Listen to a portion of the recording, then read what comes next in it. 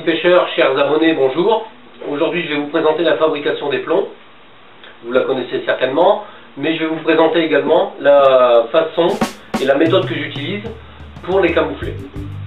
Donc ici dans la Somme, nous avons une couleur d'eau assez sombre, un peu plus claire dans le canal, mais un fond quand même assez foncé. Donc j'utilise principalement du marron foncé. La particularité, c'est que j'utilise du sable pour durcir mes plombs et pour faire cet aspect petite tache de cailloux tourbe avec ces petits grains blancs qu'on retrouve au fond de nos rivières. Voilà, donc pour faire du plomb, c'est tout bête, mais il faut un minimum d'équipement. Pensez à des lunettes de sécurité et une paire de gants en cuir, c'est très important. Bien ventiler vos locaux également, mais la paire de lunettes et les gants en cuir sont là pour vous protéger. C'est important, je vais me répéter, mais c'est très important. Ça peut provoquer des brûlures irréversibles. Donc lunettes, gants, obligatoires. Voilà. Une vieille casserole en aluminium. La particularité du plomb, c'est que quand il est en fusion, il ne colle pas à l'aluminium. Donc vous prenez une vieille casserole très épaisse, parce que si vous la prenez trop fine, elle va se déformer par la chaleur. Tandis que l'or, elle est très épaisse, elle va tenir. Donc je vais la mettre à chauffer, pendant que je continue à vous expliquer un petit peu ce qu'il nous faut. Voilà, c'est parti. Donc le plomb fond assez facilement, hein. Le point de fusion, je ne pourrais pas vous le donner exactement, mais est assez bon. Ensuite, on récupère du sable, style sable d'Oise, avec un petit peu de cailloux blancs, de coquillage dedans. Hein, donc on va faire sécher également. Donc ça c'est pareil, hein, vous pouvez commencer à le faire sécher au sucre de plomb, il n'y a pas de souci. Voilà. Du plastifiant. Donc vous choisissez la couleur que vous voulez. Ici c'est un beige clair, hein, plus argile. Donc on va utiliser ça sur des zones argileuses ou en lac très clair. Et moi j'utilise cette poudre marron foncé. Donc là vous pouvez le voir, il y a déjà un peu de sable dedans. Hein, donc je vais vous montrer un peu comment je fais sécher le sable. Voilà. Des moules à plomb. Voilà. Aujourd'hui on trouve des moules à plomb sur quelques sites internet. Hein, donc c'est de l'allumatif. Hein, un moule peut coûter entre 10 et 20 euros pour toute une vie. Donc c'est pas un investissement énorme. Donc ici on a un petit modèle 100 grammes trapézoïdal pour faire des plombs inline. Là on a un moule pour faire des plombs grip creux de très grosse taille, très gros poids. Donc on a du 220 et 260 grammes. Pour aller en fleuve c'est très bien. Et ici ce que j'utilise beaucoup dans la Somme, c'est-à-dire des plombs de 120 à 170 grammes, poire, grip, tout ça. Voilà. Donc ensuite vous achetez des émirions. Donc on fait des émirions avec des petites attaches dites do-it pour mettre les émirions. Moi j'achète des émirions avec des agrafes que les pêcheurs en carnassier utilisent. Ça me sert de point d'ancrage dans le plomb. Donc voilà. Voilà pour le matériel. Un marteau à bout de fil de fer, une tenaille. Voilà. Et indispensable, le vaisseau fermé, le moule à plomb. Donc ici, nous allons placer les émirions.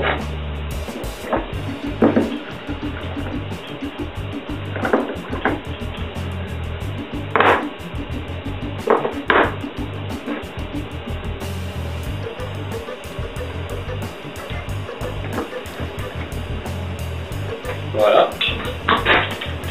Vous mettez ça tout simplement dans les seaux, vous fermez. Voilà, c'est prêt.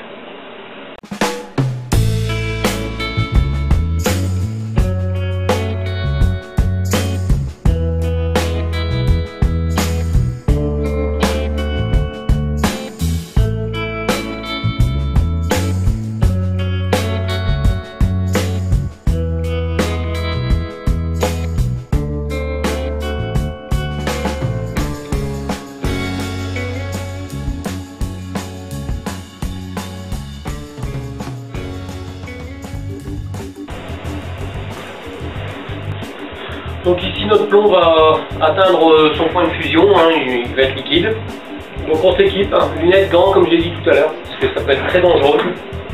Alors ça paraît anodin comme ça quand on verse, on se dit oh je vais verser, je risque rien. Il faut savoir que ça peut provoquer parfois des projections. Donc faut faire très attention. Donc ici, pensez à chauffer un peu votre moule, hein, surtout quand c'est le premier plomb, hein. Après quand vous en avez coulé 3, 4, c'est pas très grave, le moule est chaud. Mais quand vous allez verser votre plomb très chaud dans le moule froid, il va se figer très vite. Et le souci, c'est que vous allez rater votre plomb, vous en avez une partie qui va se couler.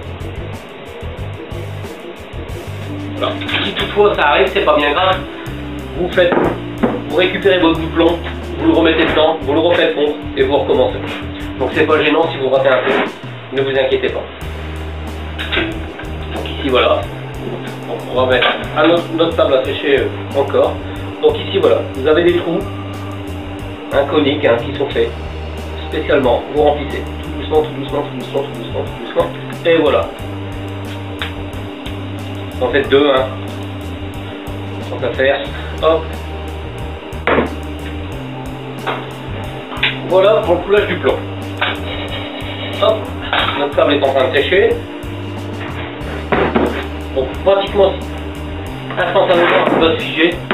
Donc vous allez pouvoir le démonter à l'aide d'un couteau. Hop, voilà. Et là nos plombs qui sont tout beaux, tout neufs. Donc une petite tenaille. Vous coupez les excédents. Surtout vous ne jetez pas le plomb hein, parce que ça va resservir, hein, vous le remettrez à fond dans votre casserole pour le prochain. Voilà. Donc vous façonnez ici les petites parties tranchantes. Hein, vous faites tout ça tant que c'est mou. Hein, parce que le plomb est peut-être figé mais encore mou, on peut le travailler. Voilà. Voilà. Votre plomb est maintenant tout beau. Alors, le souci, voilà, ici bien dégager la tête de l'imérion sans le couper.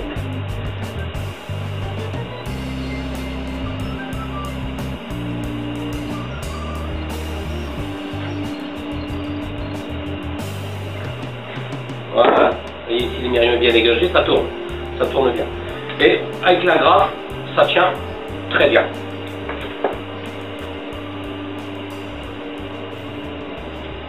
Voilà. Vous savez faire des plombs de pêche. Hein, donc on a différents modèles. Et ici on a les plombs de poire creux. On a les plombs de poire normaux. Voilà.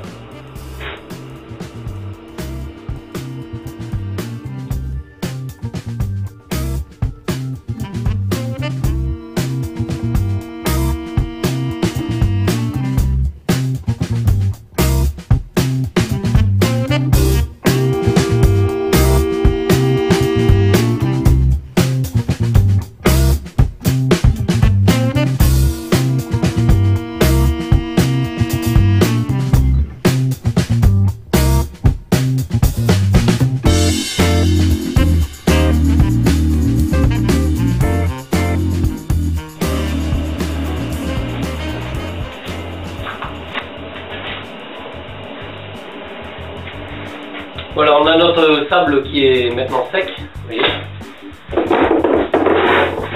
Ça va nous donner ça.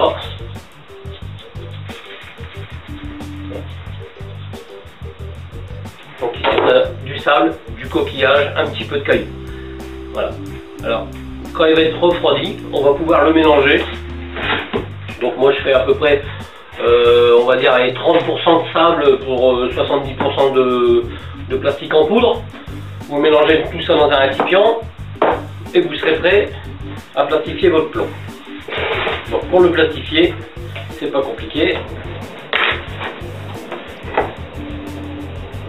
Donc là il est encore un peu chaud. Donc on va le réchauffer un peu pour qu'il soit bien chaud.